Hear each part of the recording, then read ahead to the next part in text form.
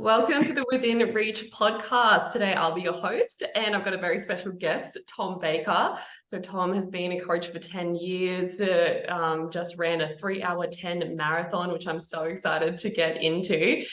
And we met through our level 2 running coach course virtually, of course. But yeah, Tom, would you like to tell us a bit about yourself? Yeah, thank you. Thanks for having me.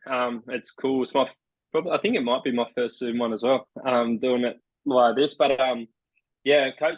I think 14 years now I've been doing it. Oh, 14. Yeah, Yeah, never yeah. mind. So it doesn't matter. 10, 14, same thing. And yeah, I basically just went down the route of start like kind of like very active kid, played every sport. Wanted to do that professionally. When I realized I wasn't good enough to do that, I was like, how do I get paid to be in the health and fitness sport world somehow, and yeah, train all the time and help people. So I kind of in year 11 I started a TVET course, which is like you can go in, it counts as like one of your subjects at school.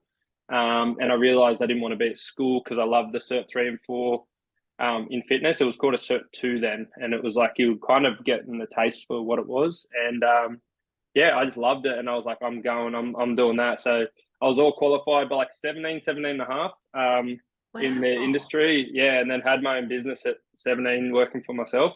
And that was hard. I had to like kind of lie about my age, say I was 20, because no one would take me seriously as like a 17-year-old coaching people. So I was just training them. But even still, it was a bit, they were like, you're young. And I'm like, yeah, I'm 20. But I was really 17. But yeah, and then I've just done it ever since. Like, I've trained surfers, like footy players, boxers, like different, just your general weight loss, like running, like kind of everything. Like I don't try to niche too much, which is probably a bad business model, but I just enjoy everything. And yeah, it's kind of like that. That's But awesome that you got to study it through like whilst you're in school. Because one of my questions was going to be, like, did you always want to be a coach? Like when you were younger, did you want to be something else? Like, but by yeah. the sounds of it, you just always knew, and you've went into it so young, and you're still in it 14 years later. That's incredible. Yeah, well, I think I wanted to play like professional sports, like footy or whatever. And then when I realized I wasn't like going to make that, that's when I was, yeah, like how do I do it? And then I did some work experience with a physio, like a good mate of mine, and nothing against that. Like the glorified, like where he's at now, like he just trains athletes, does physio with athletes, but a lot of it was like massaging like really old people with like real basic stuff, and it just kind of wasn't really what I wanted to do. Because I explored different avenues and that, and I did some work experience when I was 16 with him and that. But yeah, no, this one I've been loving it ever since. And like as you know, you can pivot in our industry heaps of different ways, do new courses. You can do like nutrition courses, like you can go like work with other people, you can do podcasts, like it's pretty cool kind of thing what we're doing. I believe, and 14 years later I still believe that. So Yeah, I definitely believe that. And so like now we met through like the running coach course and you've done a marathon.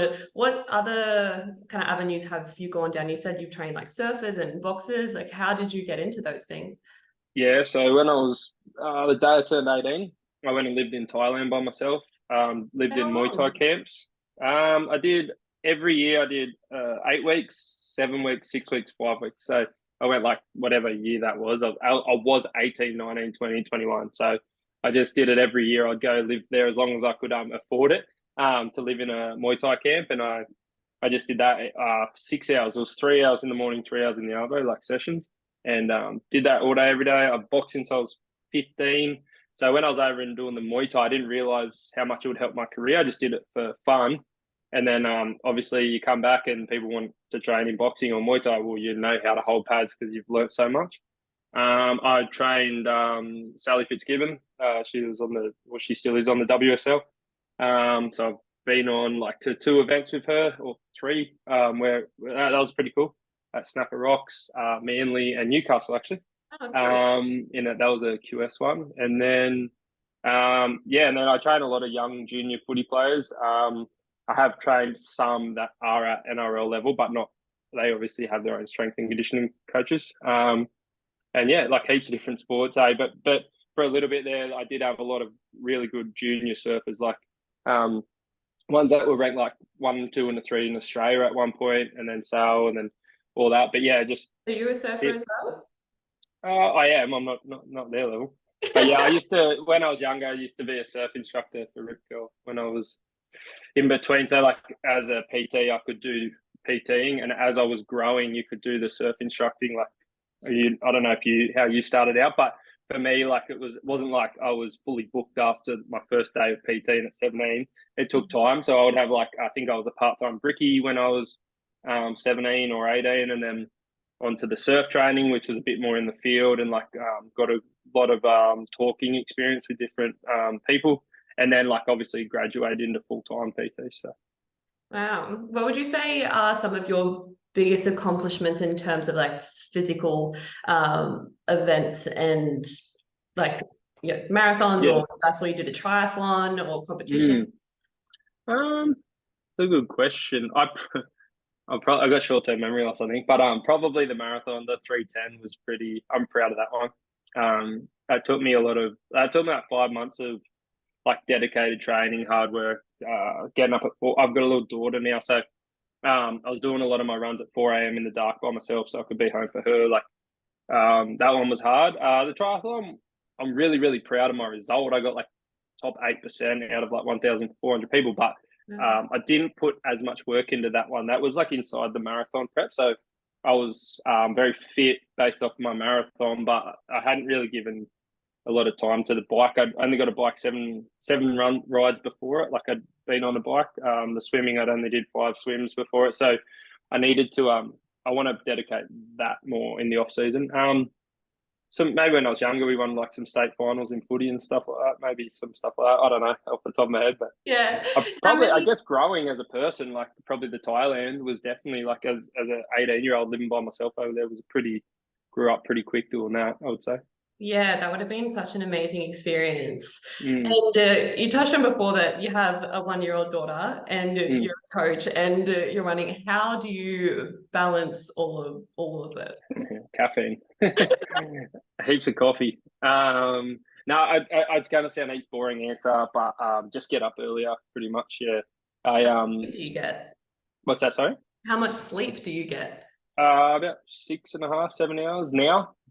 So there's a wild story behind that. So, my first marathon ever, I never ran more than 5Ks, and I did the Newey one last year, and that was after 12 weeks. And my daughter, so what was it? I don't know if it was the same date. Actually, my daughter was born March 29th, and she was 2 weeks after. So the Newey one last year must have been around the 14th or 15th of April, and I did that one with a newborn baby, and she'd only 2 weeks old when I did that one.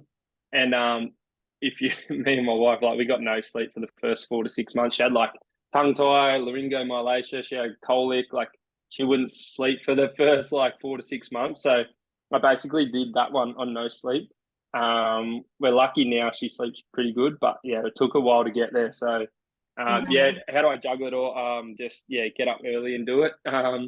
Make sure you're home by the time she wakes up, go to work all day, and then yeah, try to get home after work and see her, put her to bed every night as well. So yeah. Do you have time for yourself? Like, what's your form of like stress management or mindfulness? I'm very lucky because I work in the gym. So I have a morning crew like of guys that pay me to train with them. So I get to train with them. We train at 5 a.m. every morning. So I get up at 4 a.m., get to the gym. We train. I get I guess that's my. It's you're working, but I still get to train. So that's weights at 5 a.m. Then and then when I'd fit my running in like literally between clients and then jump in the shower, like I had to do a fair bit of tready stuff, maybe once or maybe two tready runs a week, just because it's convenient, quick, and easy. So I'm getting heaps of my time. And then on the Saturday long runs was just really early. Yeah, Mm. so I'll get plenty of my time. Yeah, Oh, that's good. it just Um, happens to all be at the gym, pretty much. Yeah, yeah. And so how many marathons have you done now? only two marathons, officially one half. I PB'd in my train. I've done a million halves, as you know, for like long runs, but I did one 2 weeks after that marathon last year, like on like buggered legs. But I did a PB in training like would be 5 weeks ago, maybe now. just before the marathon. I always like to give a hit out, and yeah, that one I smashed. Like the race that I did, it's just because it was a year later. It wasn't in a race; it was just by myself. So Yeah. So what's your approach to training for a marathon? Did you get a coach yourself or did you program your own? So when I get obsessed with things like, when I do things, I get obsessed with things. So the last year I had a program just off a friend, and I stuck to that like loosely. I hadn't been able to get the volume in. I was like, it was too short, too soon. A lot of it I didn't love, and a lot of it was like a bit maybe excess. I don't know what the word is, but it wasn't excess. It was just not kind of what I'd believed was best for me. So this time around, I used that old one like as a framework. But I'd done so much research and I was kind of very confident. I'd look at like people that did a sub 3 hour because I ended up getting a 3:10, which is, I know it's different, but it's like you can try to base your training around that. And then I would see how they were training. And then I was kind of like constructed my own one. I upped the weekly, and then again, volume wise was a big thing this time. Like my body was able to take on a lot more load than the first prep. So I would try to add a lot more volume in this time because I knew that I didn't want to hit that wall as hard towards the end and be able to keep that pace up. So yeah, a bit of, and then Nick from our run course, he did my taper. So the last 2 weeks. Just kind of gave me some advice. It was fairly similar to what I'd had in my head, but it's so much better when someone just tells you what to do. And like Nick, as we both know, is a freak. He's like accomplished a lot. So I listen to everything he says as well. Yeah, I've actually reached out to Nick. He's coaching me for the next half marathon that I'm doing to hopefully get my Oh, time. awesome. It's super exciting. When's that, or what one? Hunter Valley, 21st of July. Is it Yeah. Billy? I actually don't know. I haven't looked at the track, to be honest with you. I hope not. You want to PB a race you don't know who's a bit silly? Yep. Good stuff. Do you But reckon yeah, you had a lot more to give this one, did you? pardon? Do you feel like you had a lot more to give in the one we just did? I feel I did well for where I'm at because I didn't get coaching this time around as going off my own experience from like previous marathons and half marathons that I've done. I was just kind of keeping up my fitness, but this year my priorities were like work was a lot. Like I'm working full time and coaching as well. Yeah. So to balance that, I think I'm happy with my time that I did last week, no, a couple of weeks ago now at the Nui half marathon. Hour 58 that I got, and I would love to be able to get down to like hour 45, which I know will take some work. But Is that like 5 minutes, please? Yeah. Yeah. So like it was like 5-minute 37 splits that I got last month. So if I can get that down to 5-minute splits. Yeah, awesome. Yeah. Yeah, cool. And Nick's gonna program you for that? Yeah. Through awesome. Ignite Endurance, the Training Peaks app. So I'm super excited for that. It'll be good to it's nice just have someone else tell me what to do. And I'm like, all right. Yeah, of course. Yeah. I agree. And what did your average week of training look like for your marathon? Like how many strength training did you do? How many runs did you do? Yeah. So when I say this first part, it's like it's so weird. I don't even count it as training, even though it is. Like 5 days a week we do the morning crew, which is like full body weights, compound movement, stuff like that, which obviously counts, but that's kind of like got nothing to do with the running side of things. That's just, I guess, for like to stay strong. Obviously, I'm getting paid, like stuff like that. But so there was 5 of those. Then there was 2 leg strength sessions. So posterior chain, a lot of hamstring stuff, a lot of calf, soleus, stuff like that. That was twice a week, and then my weekly volume this time around, I got what did I get? Probably 4 weeks above 50Ks. I did 2 weeks of 65 and 2 at 75K weeks. So a lot more volume. Last year I peaked at a 55K week. So this time was heaps better. I think my schedule went like roughly Monday, like 10K run, like slow. Tuesday was always my hard session. So either 800 meter repeats or like some tempo work. Wednesday, 8K or 10K slow. Thursday, 15K slow. Friday off. Saturday long run, Sunday off. So running 5 days a week, yeah. Would you do anything differently looking back at it? No, that prep went really well. Yeah, the first one was I wasn't able to do a lot of the sessions because of the loading issues and stuff. Like I've had so many things, but this one, I think I missed one maybe or none in the whole out of, I think I calculated 78 runs. So in like 4.5, 5 months, I did everything that I had planned for myself. I did, all the sessions went well. I didn't really have too many setbacks. So yeah, no, this one went well, which you don't often say. So I'm happy about that. Yeah, that's awesome. Would you say your biggest challenges throughout your marathon training? Probably I like to do things by myself, but probably like, being alone in the dark at like 4 a.m. like sometimes hard to motivate yourself. Like I know I'm always going to get them done, but I guess the other thing is like I'm happy to talk about this. I've been diagnosed with bipolar and ADHD, so I get some pretty bad lows as well. So like mad highs, hence why you can get a lot done, but mad lows as well. So we have some mornings or some days you're just pretty down, just because you are burning the candles so hard. Like I'm doing like 10 to 12 PTs each day. I'm training twice a day. I'm doing long runs. So there's a fair bit of, I'm trying to be a good dad. Like I'm here and getting up early, going to like bed later, and like there's a fair bit going on. So some days it does get to you, but yeah, the biggest thing would probably be between the ears, like the mental battle. Some days, some days are great, some days are hard, but probably that was my biggest challenge. Or on a littler scale, when you're going for like a whatever run you'd go to and it's just horrible and you're like, how the hell am I going to do a marathon? I can't do a 10K run. So I mean, everyone gets that, but that's just the experience that I think you learn, that it doesn't matter at the end of the day. Like you have good days, bad days. Thank you so much for sharing as well. And what do you do in those times when you are feeling low? I like to have like a bit of a checklist type thing I try to do, like get in the ocean always feels good for me. If it's real bad, I always just want to like go to sleep and like start the next day. It sounds weird, but like, and sometimes like you're doing all the right things, you're trying your hardest and you can't get out of it. If you sit like listen to a psychologist's approach would be just sit with it.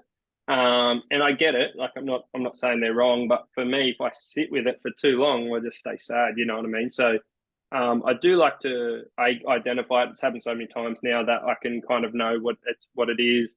I'm still very aware of how grateful my life is. I'm happy I am and grateful for everything in my life. Like I have a beautiful life, beautiful wife and bub. So you're very aware. You just can't help the feelings that you get of the sadness. But yeah, I just kind of either try to do everything I can. So jump in the ocean, like try to just be with bub and just take my mind off it. And then if I can, as much as I can with the bub, try to just go to sleep and start the new day. And usually lasts a few days max. So.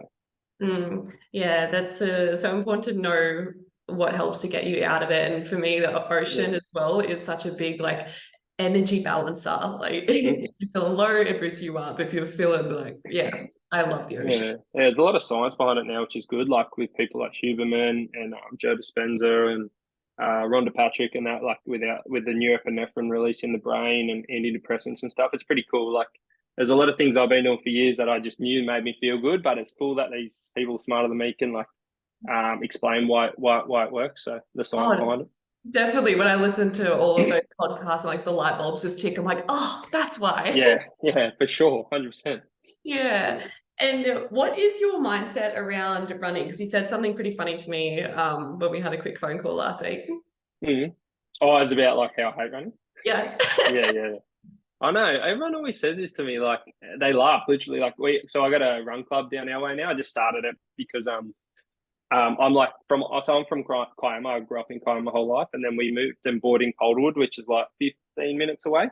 And we're in like a new, I guess you'd say, community. So I didn't know many people, and I was like, oh, everyone runs. Like everyone was asking about running. I'll just start one, and it's a cool excuse to like make some like merch and stuff, like cool looking run kit. So I did that, but like even the other morning, I was saying that like something about I hate running. And they're like, what do you mean you run all the time? And I was like, yeah, I literally just do it to like for my mental challenge to accomplish. So like going back to what we said, like I've trained weights since I was 13, like done all the sports I can, and like what am I going to do? Like get 1% more increase in strength? Like it's not that exciting. Whereas for me, running, I've never done it, so I can see these massive like growth with running. Like I did a 3:38 marathon, and then the next one's a 3:10, so it's 28 minutes difference. Like it's massive, you know. Or for my half marathons, can get heaps of time. Then you go into a triathlon world, and you can start taking time off your swim and your bike. So it's exciting to me, and it's like interests me. But the actual and I like the feeling afterwards, and I like running with other people. But just running, like it doesn't really excite me at all. It's kind of boring. It hurts. Like it's more like the achievement, the goal, the setting, the planning, the discipline around running. Like I like everything about it. I just don't actually like running. I really love how you worded that, because it is exactly how I feel. And I just struggle to voice that to people, because I've been running for like pretty much my whole life, but like 5 years ago is when I started the half marathon kind of journey. And then it's a very love-hate relationship. Like it takes me so long to put on my shoes. Whilst I'm running, I'm like, fuck, this sucks, I can't wait to stop. But then once you finish, it's like that feeling of accomplishment, and that meant like the discipline to get up when it's dark and run when it's raining. And yes, I feel like you've worded it really well. So I'm excited for people to listen to this, because a lot of people look from the outside like, well, you must love running because you do it so much. It's like, not really. Some people do that way, but it's not us, obviously. Like, I just think of all the other things I like to do. Like, I love surfing, I love boxing, like, I love Muay Thai, I like Jiu-Jitsu, like, I don't know, like heaps of things. And they're all fun. Like, you know, you don't surf and go, this is sick cardio. You just surf because it's the best. Like, you do boxing and you're worried about like hitting the pads and like doing combos. It's like fun. I don't think it's hard. It is hard. It's very hard, but you don't think about how hard it is. Whereas running, you're just in your own thoughts the whole time. Going, what the hell? And for me, right, so like I'm different again. I reckon I might differ for you. I don't know, but most of my running friends love like the long, slow runs. I love the fast stuff, like the track repeats and like I like pushing fast. I want to see how fast I can go. Like that excites me. It's like nothing more boring for me than somewhere in the middle. Like a 10 to 15K zone 2 run is so boring to me. It's like I'm not going further. I'm not going faster. I'm not PBing. Like it's just so monotonous. And like I heard a good quote from a guy who does like a 2:36 marathon, like a really quick one. He said, we've got to fall in love with the monotonous stuff if you want to do a fast marathon. And it's so true, because like 90% of my running, or 80, was probably built on zone 2 slow running, which is boring for me. Yeah, I would like listen to like a podcast or an audiobook to try and keep myself occupied on those long runs, because they are very monotonous. I do love intervals for pushing myself, and also the sessions go quicker, I feel. That's true. Yeah, they do. And you get a rest every like whatever 800 or a K. Which is always nice. And what's your approach around nutrition and training? Like, are you very on top of like nutrition for performance, or do you just kind of eat what you feel? Yeah. It's a very like how do I word it? It's a topic that I like to differentiate between with my clients. Like very, very, very clear on it. Like if you want to eat for aesthetics, like if you care about what you look like and you want to look a certain way, then that's very different to eating for performance. There's like heaps, there's so much to say to all this. Like you can pretty much do what you want in marathon prep because you're burning through so many calories. B, I do care heaps about how I feel before a run. Like if I don't, like the mornings when I was get up and go straight away, usually have pretty bad sessions. I was tired and that. But if I could get up and, have your rice cakes with banana and peanut butter and honey and like a shot of coffee and then wait for it to process for like an hour and a half and then run, I'd feel great. So like I do care. The night before I'd try to carb up a bit. But yeah, definitely eating for performance.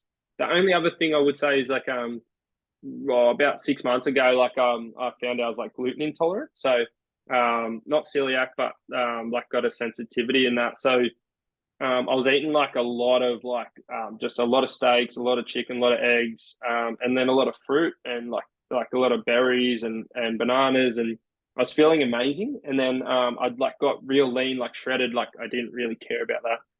But I got like a lot very lean, but my output was just like 10% off, 20% off. So I was still eating carbs through fruit and that, but then I started like going the other way and going, no, I need a fuel for these long runs, and like just adding in like anything at the end of the night, like ice cream and just whatever I could get in me to like give me more calories. And yeah, my workouts got a lot better through that. So what about yourself? I don't know that answer your question. Like, it's like obviously a big like range of how I view nutrition, but Yeah, definitely. So yeah, for me, I noticed like when I trained for the marathon that I was meant to do in Newcastle April last year, I like wasn't tracking, and then I just noticed I just felt kind of crap. And so then I kind of got quite obsessed with like how to feel better. yeah.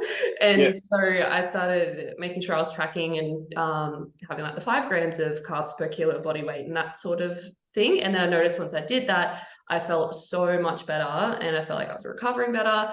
And younger me a few years ago, I like wouldn't eat before I ran. I was more concerned with like the body image side of things. And then that's another reason why I kind of like have that love for the endurance events, because it makes me focus on a goal. So I'm very more focused on how I feel rather than like how I look. So yeah, I'll make sure I have eat before I run and notice how much better I feel. Make sure I eat like straight after, but as soon as I can. Yeah, so I did find like, yeah, tracking helped in the way to make sure I was eating enough, and also as a female trying to look after my cycle too, because that would always go off if I wasn't eating right. Yeah. So yeah, I'm very interested in the performance nutrition How side. old are you? I'm 25. Yeah, okay. Yeah, I just asked because it was funny you go through like what you were saying. I feel like you said a few years ago you were different, and I feel like I talk about this with my clients all the time. It was like when I was 16, 17, 18, 19, whatever, you just want to be, this personally wanted to be like the best I could for footy. So like get as muscly and bulky as I could. Then you go to like 23 or so, 19 to 23, and you just want to look really good, like shredded and all this crap. Which is nothing wrong with that if that's you, by the way. But I just, for me, I was like, that's what you're focused on. And then now I have a saying that I'm like, I don't want to look bad, but I don't care about looking 10 out of 10, if that makes sense. Like, I definitely don't look bad, but like, I'm not like, I don't care about aesthetics as nearly as much as performance. Not even close. Yeah, no, I think you said that quite right with like the age group things. Mm, Yeah, it's like, and also as you mentioned before with marathon training, you can kind of eat whatever pretty much. because you're burning so much. And yeah, that's what I love about it. I mean, I have ice cream every night as a standard. Yeah. Yeah. And you can do it if you control. I know like calories get a bad rap and that. And if you've got eating disorders and stuff, I understand that you shouldn't obsess over it. One of my questions to my clients is like, are you okay with the scales? If they're like, no, then it's fine. But if they are, you get the more data you have, it's just like any other data. It's like if this Garmin is causing you to like hate yourself and it tells you need 48 hours to recover, like again, the Garmin can be horrible. If weight's a big problem in your life, you shouldn't have scales. Like there's heaps of things, but calories do have a very pretty black and white when you're talking about like weight loss, weight gain, and performance and stuff like this. Like it's a pretty handy tool to have. Oh, definitely. There's so many like all the fad diets out there, or people trying to cut out carbs. And so a lot of clients I work with, which are like females around my age, and like teaching them to eat carbs. Yeah. And Yeah. like you said, your menstrual cycle, like fats as well, like good fats, like Oh, yeah, there is a lot that can go wrong. definitely. Did you study nutrition as well? No, I didn't. I have worked alongside like Moody Denawi, who's like he's worked with like Sonny Bill Williams and like I don't know, like every footy team ever, and then like Chris Brown and Ray J in America, and he was at Coogee when I was at a big gym in Coogee, and I got to like I don't know, I feel like I just ask a lot of questions from a lot of nutritionists and dietitians, and I've got a few people I can bounce off, but no, I don't study it. I probably research the hell out of everything, like sounds like you do as well, and read studies and that. And then even like I don't have you seen Nick Bear, like like his stuff? He does like Bear Performance Nutrition, but he basically has got me through like all my marathon preps. Like he does like marathons, triathlons, bodybuilding, like he'll do everything and he documents it all, and like he'll be very clear on why he's doing stuff, and he'll bring in coaches and talk about it all. So like again, he's qualified. I don't know if he's qualified nutritionist, but he's one of those guys that's like been there, done it. Like his quickest mara was like a 2:42, I think, and he's like looks like a bodybuilder, like you know what I mean. So he's been able to do like that and then a try and then an Ironman and then bounce back into body. Like he's kind of, I'm not comparing myself to him in any way, shape or form, but like how he likes to put himself into a different thing and challenge himself, like similar to what I would do. Say like I'd do a bulk and see how big I could get, and then I'd go do a triathlon, then I'd go do a marathon, then I'd, you know what I mean, try jiu-jitsu, compete in that. So like it's trying to like throw yourself into these different things, and they're not fads for me. They're more like they're very interesting. There's something like start at the bottom at, which I like. I like to be bad at stuff and then grow. And they're definitely challenging mentally for me. So Yeah, I also love trying new things, and it's very humbling when you go knowing nothing. And I feel like it's really important for everyone to just start something new and learn. yeah, I did jiu-jitsu for a while, but then COVID kind of messed up my schedule. I didn't get back into it after that. that's cool that you did that. How'd you Yeah, find it? I loved it. It was so tough. Mm. Also, there was probably there was one other girl in my class, and she was also half the size of me. So then a lot of the time I would wrestle with the guys, and they would be a lot heavier than me and stronger. So learning that like angles of where your arm is around their throat or where your knee is, like just the little angles, I found it also interesting. It was just like problem solving constantly. It's very you got to be very locked in, like smart and stuff. I feel with that. Like I was going there sometimes in between like mornings and arvos, like my shift, and I'd already been up for like 7, 8 hours, and I was so tired. And they're talking, and I'm just like glazed over because it's so technical. And I'm going, oh man, I'm not absorbing any of this. So yeah, you have. Yeah, it's very technical sport. Yeah, I would be watching them do the demo, and our coach was like, he was from Brazil, black belt, like from right from Rio, and he had like a Spanish accent. I'll be like staring, like really trying to focus. I'm like, okay, I got it. And then you go off in your pairs, and I'm like, I've lost it. Like, Yeah, I know. I'm the exact same. It's yeah. tough. I also want to ask how do you fit in rest and recovery, and like, what's your approach to it? Um, Trying to give you a good answer here. So yeah, like I obviously believe in all of it. Like the studies are pretty good. So ice baths, sleep should be probably your best one, your number one pillar if you can, and nutrition. So I just first and foremost, I want like people to understand that the basic stuff is the most important stuff. All these bells and whistles are amazing, and you should use them, but you don't have to. Like the nutrition and getting good sleep is like so. Oh, I don't want to use that pun because he's so slept on. So like people just like forget about the basics. But yeah, and then after that, if I was really sore and had a really sore like legs, I would jump in an ice bath. I wouldn't be religious on it, like because I don't have one. I just get by ice from the thing and chuck it in. I'm not a sauna guy. I've done it heaps times and I always get sick. I don't know what it is. I just every time I get a cold from it. So but I can jump in cold water exposure, like feel fine. Protein, I'll make sure I'm on top of that with like 2 grams per kilo body weight for me. And yeah, I kind of listen to my body. Hey, like if I know that sounds like a weird recovery tactic, but like if I'm absolutely cooked, I might go and like chuck on like some more softer shoes and go like a slower pace. If I have an elevated heart rate the next morning, more than my normal average resting one, I might taper back the session a little bit. If I'm feeling a bit down and crook, I'll skip a session. I won't skip it, but I'll add it, like give it one day forward to try to recover, eat my have my greens powder, stuff like that. But yeah, I'm big on it all, but I'm not like religious with it all. Like, Yeah, no, I think that's a really great place to be, that you are in tune with your body and can do that. Because I feel a lot of people would like do the program because it's there and then probably just cause themselves more injuries and just set themselves further back. So I think that's really good because just how much that you do. I was like, are you sore from the gym? Like, do you constantly feel sore? Have you had injuries? Yeah. So just on that, I literally just dropped marathon programs and city to surf programs, and in that the first page says considerations, and it says something along the lines of, I want you guys to stick to this program as much as possible. That's why I've designed it. But we've got to take in the human element. And you guys all have, I don't know if they've got kids, 2 jobs, 3 jobs. Like, I don't know what their lives are. Like, if you need to chop and change, by all means do it. If the load is slightly too much, remove a session. Like, do you know what I mean? Like, that's what I did with my first marathon program. And yeah, you've got to be realistic with you. And Like there's times if I'd kept going, I probably would have got injured. But no, I didn't get injured. But yes, I'm pretty much always sore. Yes, That's it's great. pretty much like that. Yeah, how I remember we talked through your taper period, and you said that you hated your taper period. Mm, mm. Yeah, what Yeah, happened? well, I just what was it? I'm trying to remember the timeline, but something like the Monday, Tuesday, Wednesday before the race. I think I went. Yeah, I did. That's right. I gave myself a 5 out of 10 on the Monday, 6 out of 10 on the Tuesday, and a 7 on the Wednesday. I was like slowly getting better.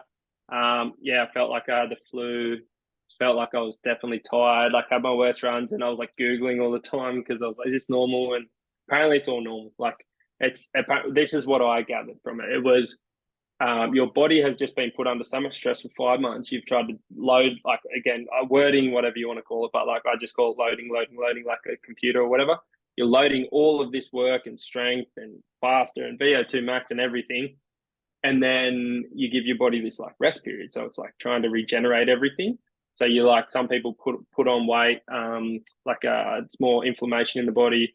Your body's working overtime to recover. So it's like chills out a bit. And that's kind of how I felt. And I was like, even messaged Nick like a psycho, just going, bro, am I going to be sweet?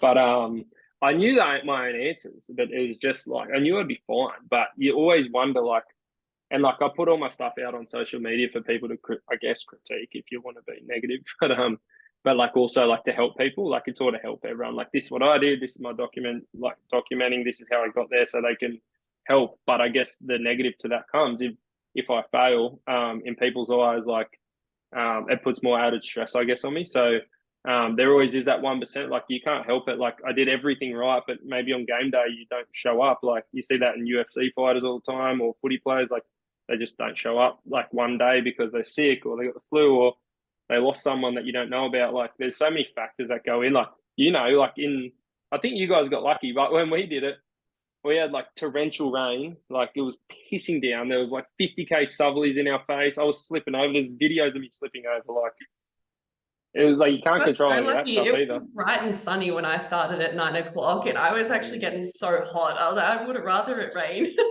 I saw you at, well, I didn't see you, but like I saw the group. Would have been at the 38k mark. Because I finished at 9:10, so I just missed you guys, and I was like, you got the sun and the nice conditions, and we're in the dark, just going like just getting copped it to the face. So. Well, something went well for you to get the 3 hours and 10 minutes. Yeah, I feel like I said it in the video. I definitely feel like that was a 3:05-ish, maybe a bit less. So yeah, based off that, but I honestly don't care at all because for me it was such a big improvement. I didn't care. I said in my video, I was like, if I go sub 3 hours, that's really cool. I would have cared then. If I went way over and I got like 3:30, that would have pissed me off because I got a 3:38 the first one. But like if it was 3:03, 3:05, 3:08, 3:10, 3:12, didn't really bother me. So. That's awesome. What's next for you? I don't know is the answer because as you've gathered from when we've talked, like if I like decide to do it, I'll go all in and it'll consume me. But I'm going to do a race definitely. It's called the Coastal Classic. It's like Gerringong to Kiama, where we live. It's only 12 k's, but it's like you got to cross one beach. You got to cross. It's all what do you call it? Like trail. It's all trail. Like going up and down like all the escarpment, the coast. It's not really my forte. Like I'm like a flat, fast kind of guy, whereas it's like it would suit like a little lighter person because it's like so hilly. But I'll do that one, and that's run by like Elite Energy, who do like a lot of the big events down our way.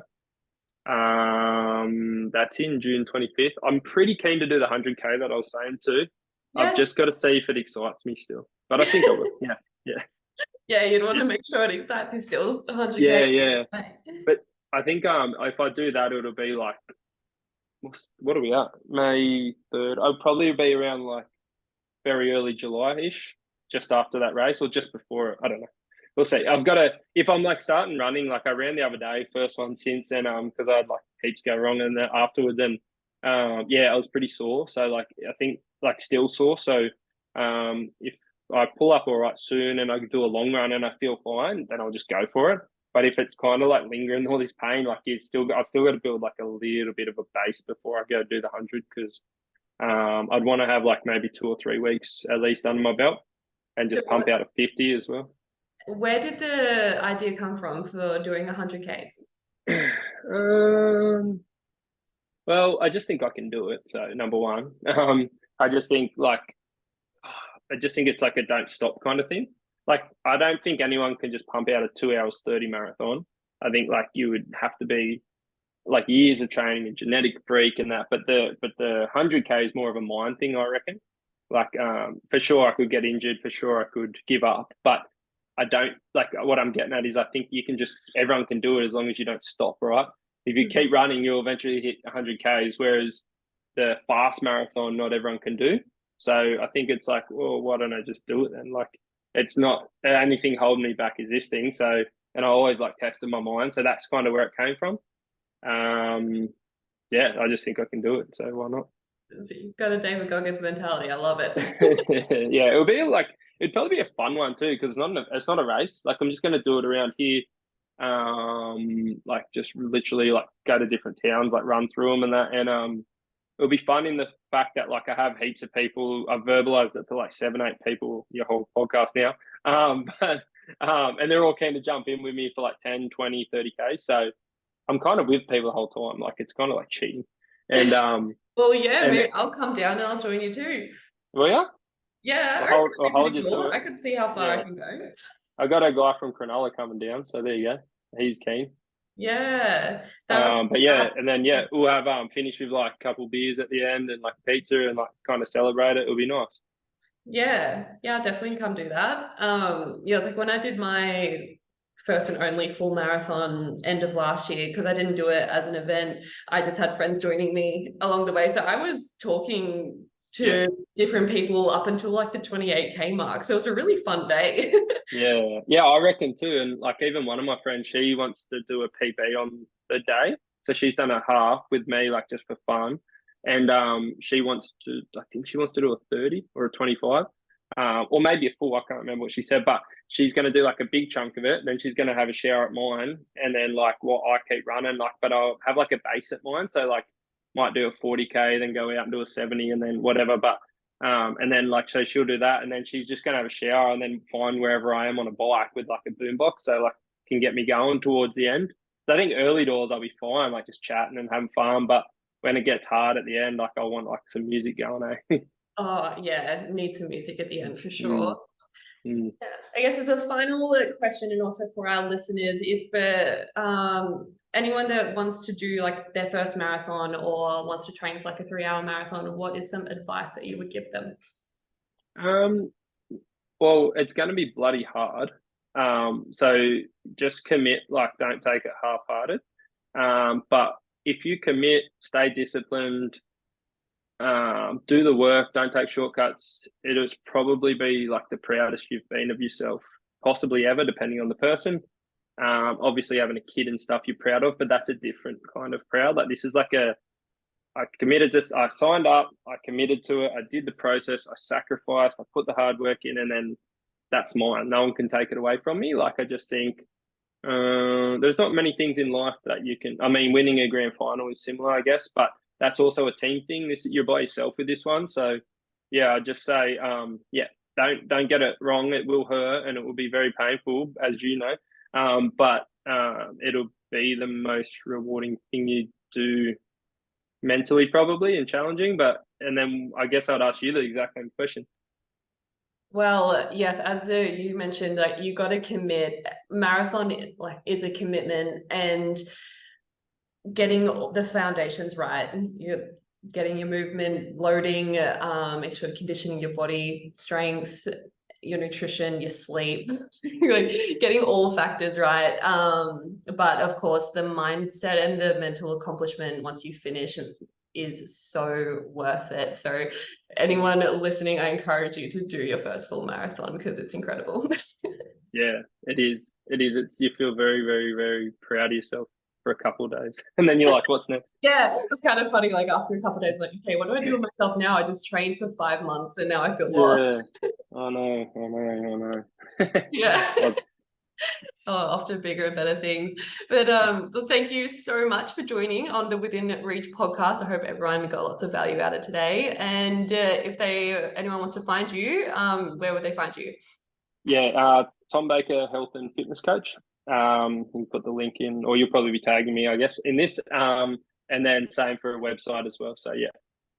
Amazing. All right. Thanks, Tom. Cheers. Thanks for having me.